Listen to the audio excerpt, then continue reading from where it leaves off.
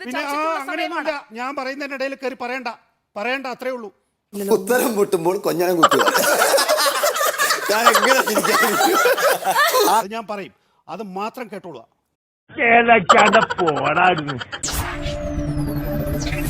ഒരു സർക്കാരിന് കിട്ടുന്ന പരാതികൾ എന്ന് പറയുന്നത് ലക്ഷക്കണക്കിനാണ്. അത്രയും ജനം അടുത്തു നോക്കൂ. അത്രയും ജനം അടുത്തു നോക്കൂ. അങ്ങനെ നല്ലത്. നിങ്ങൾ അതിനെ ഗൗരവത്തോടു കൂടി പുച്ഛിക്ക്, നല്ലോണം ഇത് പണിയാവോ?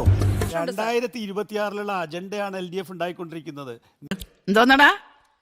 ഒന്നുമില്ല, ഇനി വല്ലതും പറഞ്ഞ വില വിഷം ചേർത്ത് വരും. പരാതി കിട്ടുന്ന സർക്കാർ ഉണ്ടായിക്കൊണ്ടിരിക്കുകയാണ്.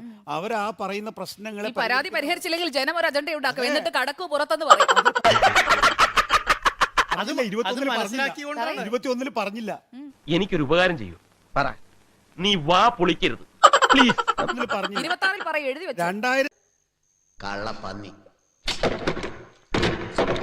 മുഖ്യ പ്രതിപക്ഷമായ കോൺഗ്രസ് പാർട്ടി ദേശീയ തലത്തിൽ ഒരിടത്തും ഭരണം റിപ്പീറ്റ് ചെയ്തിട്ടില്ല.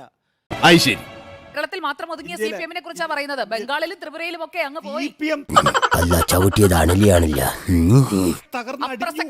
CPM തകർന്നടിഞ്ഞു ദേശീയ തലത്തിൽ. പിള്ള മനസ്സാ, കള്ളമില്ല.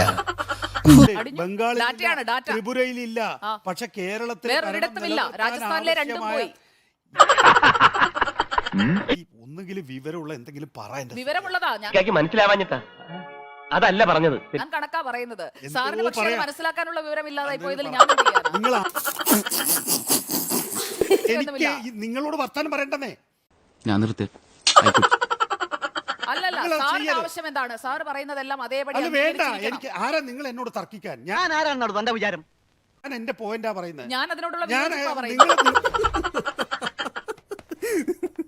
പിന്നെ അങ്ങനെയൊന്നുമില്ല. ഞാൻ പറയുന്നതിന്റെ ഇടയിൽ കയറി പറയണ്ട അത്രേ ഉള്ളൂ.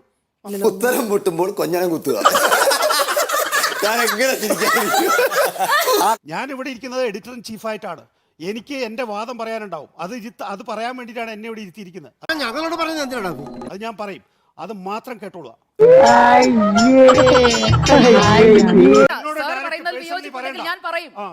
തനിക്കൊരു വിചാരമുണ്ട് താ ഏതോ കോപ്പിലെ വലിയ രാജാവാണ്. താ ഒരു പുല്ലുമല്ല.